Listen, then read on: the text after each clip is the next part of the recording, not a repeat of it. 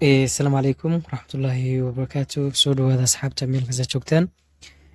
Dad badan ba waxay soo weydiiyeen xilliga waxyaabo su'aalo badan ay soo weydiiyeen, laakiin hal su'aal ayaan ka soo qaatay caawa ama hal mawduuc kaasoo ah xilliga hooyadu ay uurka qaadi karto ama xilliga uur qaadista, xilliga ugu habboon ama xilliga ugu macquulsan. Marka haddaan bilowno, marka hore uur qaadista waa arrin awoodda Rabbi ku xiran.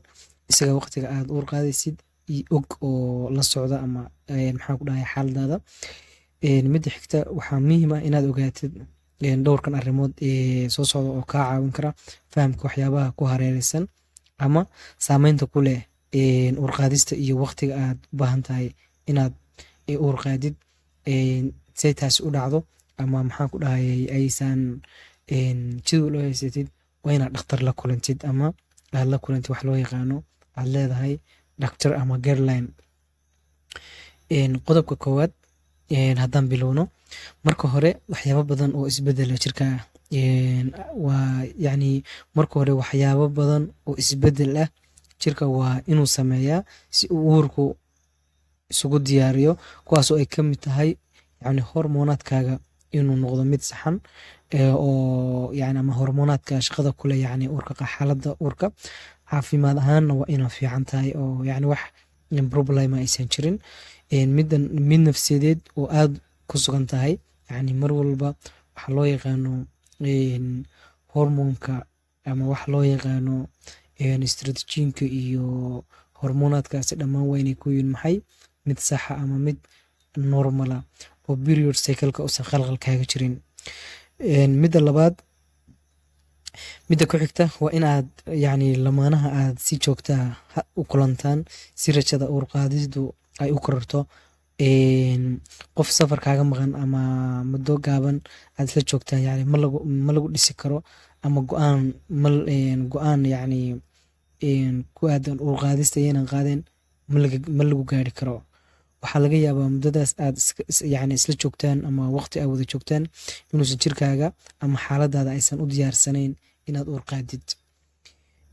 Qodobka saddexaad, midda saddexaad, waqtiga ugu habboon ee uur la qaadi karo waa xilliga ugxanta la soo daayo oo ay diyaar tahay in la bacrimiyo. Inkastoo haweenka ku kala duwanaan karaan oo waqtiga ay ku kala duwanaan karaan, waxaa maalintaas la qiyaasaa inay tahay maalinta 14aad ee wareegga caadada. Si maalinka oo sometime maalinka caado heshid kow ay ku tahay ilaa maalinka 14aad ayaa la qiyaasaa inay tahay maalinka ugu fiican.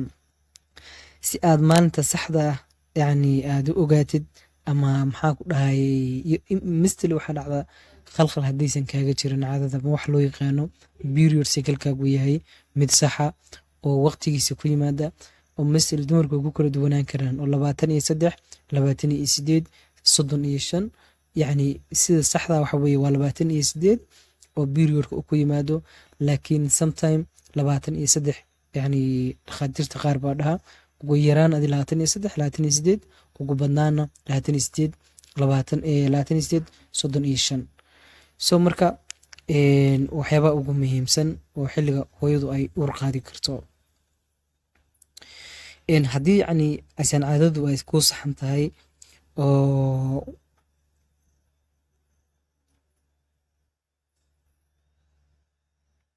oo haddii ay caadadu kuu saxan tahay, waxaad calaamadaysataa meel ku xariiqo maalinta ugu horreysay ee dhiigga ama caadada kugu dhacdo. Maalinka koowaad ayaa meel ku qoranaysaa. Kadib maalinta markii laga xisaabiyo kala bartanka ama maalinta ugu dhaxaysa ayaa fursadda ugu fiican ku jirtaa. Maalintaas maalmaha ka horeysa waxaad dareemi kartaa xoogaa qoyaan nadiif ah xagga hoose ka yimaada. Labada maalmood ee ka dambeysana waxaad dareemi doontaa xoogaa qandho ama heerkulkaagu inuu sareeyo baad noqon kartaa. Haddii aad rabtid in aad sii ogaatid xilliga ugu habboon ee aad uur yeelan kartid, waxaa jira qalab kaadida lagu baaro oo aad farmashiga ka gadan karto oo loo yaqaano ovulation predictor kit ayaa loo yaqaanaa. Hawshiisu tahay xilliga ugxanta la soo daynayo inuu kuu xisaabiyo iyadoo kaadida laga eegayo hormoonada heerarkooda kala duwan. Midda afraad waa inaad ku dadaashaa inaad caafimaadkaaga adigoo ka fogaado daawooyin aanan dhakhtar kuu qorin. Waa in aad cunno isu dheelitiran aad cuntaa. Waa inaad joojisaa jimicsiga. Wixii jirdhis ee aad samaysid waa inaad ka fogaataa wixii balwad ah haddii aad leedahay sida sigaarka, jaadka iyo wixii la mid ah. Haddii aad nafaqo darro ama cunno xumo ku hayso waa inaad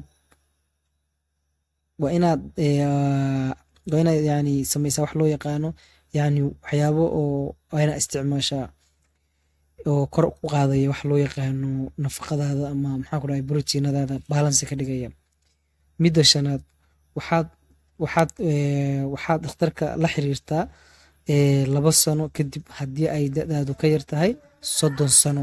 Haddii aad adiga iyo xaaskaaga aad caafimaad qabtaan si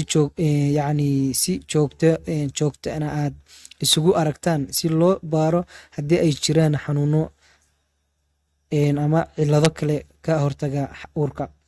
Haddii aad 35 sano ka weyn tahay dhakhtarkaaga la xiriir 1 sano kadib. Midda ugu dambeysa ogow mar walba inaad Allah weydiisato inuu caruur ku siiyo. Dhakhaatiirtu waxay awoodaan in ay baaris kugu sameeyaan daawona kuu qoraan haddii ay cillad jirto, laakiin Allah ayaa caafimaad iyo ubad bixiya intaba. Waa mahadsantihiin. Asalaamu calaykum waraxmatullaahi wabarakaatu. Wixii fikrada ama wixii commentiya ama wixii rabtaa inaan ka soo hadlo insha Allah hoos noogu reeb. Asalaamu calaykum.